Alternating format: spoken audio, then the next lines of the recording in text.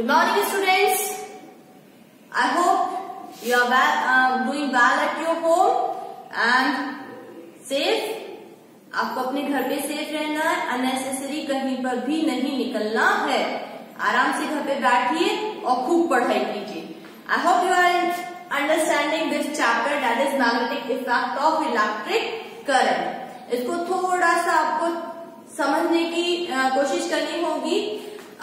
जितनी बार आपको लगता है कि भी थोड़ा बहुत समझ में नहीं आया, वीडियो को बार बार देखिए। At last you will understand the content. So in today's lesson we are starting a new term. In the previous lesson we studied the solenoid. हमने लास्ट वाला जो लेसन था, प्रीवियस जो लेसन था, उसमें सोलेनॉइड के बारे में पढ़ा। आज के लेसन में हम एक नया टर्म पढ़ने जा रहे हैं, दैट इज इलेक्ट्रोमैग्नेट। इलेक्ट्रोमैग्नेट क्या है? अगर हमने सोलेनॉइड पढ़ लिया है तो हम इलेक्ट्रोमैग्नेट को इजीली समझ सकते हैं कि इलेक्ट्रोमैग्नेट क्या है। कि अगर हमने सोलेनॉइड में, यानी कि सोलेनॉइड की जो हमारी कॉइल है उसके अंदर कोई सॉफ्ट आयरन कोर रख दिया है या कोई भी मैग्नेटिक मटेरियल रख दिया है, हमने यहाँ पे मान लीजिए सॉफ्ट आयरन कोर रख दिया उस सोलेनॉइड के अंदर, और जैसे उस कॉइल में इलेक्ट्रिक करंट पास होता है, it will produce the magnetic field, और इस मैग्नेटिक फील्ड की वजह से जो सॉफ्ट आयरन कोर है इट विल गेट मैग्नेटाइज्ड। ये मैग्नेटाइज हो जाएगा and it will become a magnet, और वो एक मैग्नेट बन जाएगा and this magnet is called electromagnet. और इस तरीके से जो मैग्नेट बना है उसी को हमने क्या कहा है? इलेक्ट्रोमैग्नेट कहा है।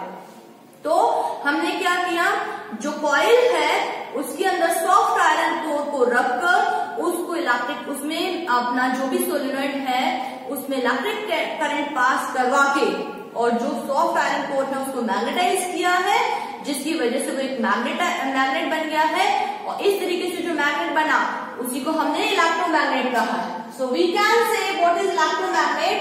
अ strong magnetic field produced inside a solenoid can be used to magnetize a piece of magnetic material.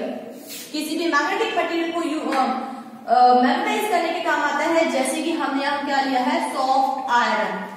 When placed inside the coil, the magnet so formed is called an electromagnet.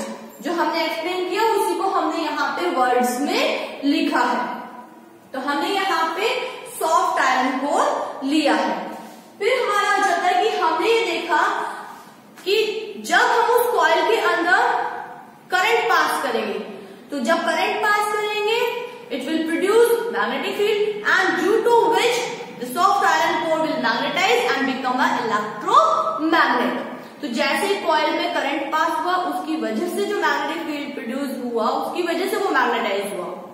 सो ये electromagnet तभी तक काम करेगा जब तक कि coil के अंदर इलेक्ट्रिक करंट फ्लो हो रहा है। जैसे ही इलेक्ट्रिक करंट फ्लो होना बंद हो जाएगा, मैग्नेटिक फील्ड प्रोड्यूस होना बंद हो जाएगा और उसका मैग्नेटिज्म भी वापस क्या हो जाएगा? खत्म हो जाएगा।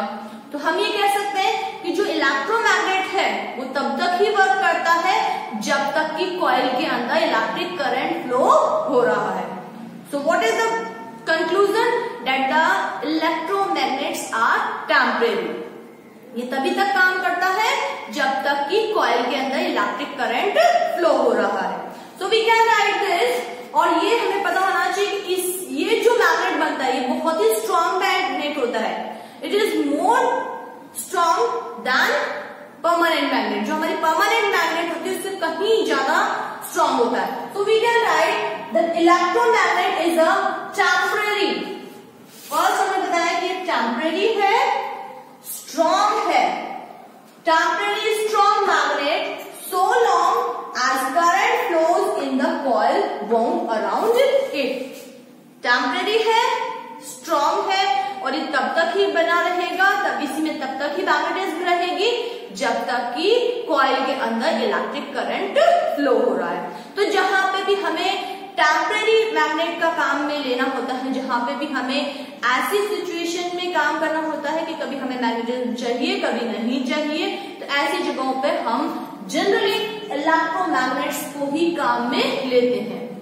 जैसे कि जो क्रेन्स होती है जो कि गार्बेज से या किसी भी गार्बेज से आयरन पार्टिकल्स को अलग करने के काम में लेते हैं, तो वहां पर हम इलेक्ट्रोमैग्नेट काम में लेते हैं, ताकि हम जब हमें उसको स्टिक करवाना हो आयरन पार्टिकल्स को, तो हम इलेक्ट्रिक करंट फ्लो करवाएंगे, वो इलेक्ट्रोमैग्नेट की तरह काम करेगा, वो उस पर स्टिक हो जाएगा। दूसरी जगह लेके गए, अब उस जो भी आयरन पार्टिकल्स उसमें स्टिक हैं उनको हटाना है, तो इलेक्ट्रिक करंट का फ्लो हम बंद कर देंगे, उसका मैग्नेटिज्म खत्म हो जाएगा और उससे जो आयरन पार्टिकल्स हैं वो डिटैच हो जाएंगे। तो कई जगहों पे जहां पे फर्स्ट हमें स्ट्रॉन्ग मैग्नेट काम में लेनी होती है, सेकंड हमें टेम्पररी मैग्नेट काम में लेनी होती है, वहां पे हम इलेक्ट्रोमैग्नेट यूज करते हैं। नाउ यहाँ पे हमने सॉफ्ट आयरन रखा है, स्टील भी हम काम में ले सकते हैं, पर स्टील हम कहाँ पे काम में लेते हैं, जहां हमें परमानेंट मैग्नेट काम में बनाना होता है। क्यों? क्योंकि जो स्टील होता है वो एक बार जब अगर मैग्नेटाइज हो जाता है, it do not loses its magnetism easily वो अपना मैग्नेटिज्म लॉस नहीं करता है। तो जहां हमें परमानेंट मैग्नेट बनाना होता है वहां हम स्टील यूज लेते हैं, और जहां हमें टेम्पररी मैग्नेट बनाना है वहां हमने सॉफ्ट आयरन यूज किया है। तो कई बार क्वेश्चन आ जाता है कि why do we not use steel to form electromagnet, steel को क्यों नहीं काम में लेते हैं? Because once it is magnetize do not loses its magnetism easily, एक बार मैग्नेटाइज होने के बाद वो इजीली अपनी मैग्नेटिज्म को लॉस नहीं करता है। So it is used to make permanent magnets. तो हम अब जो भी हमने अभी तक पढ़ा उसके बेसिस पे इजीली क्या कर सकते हैं, we can differentiate between the permanent magnets and the electromagnets. Let's discuss the differences between the electromagnet and permanent magnet.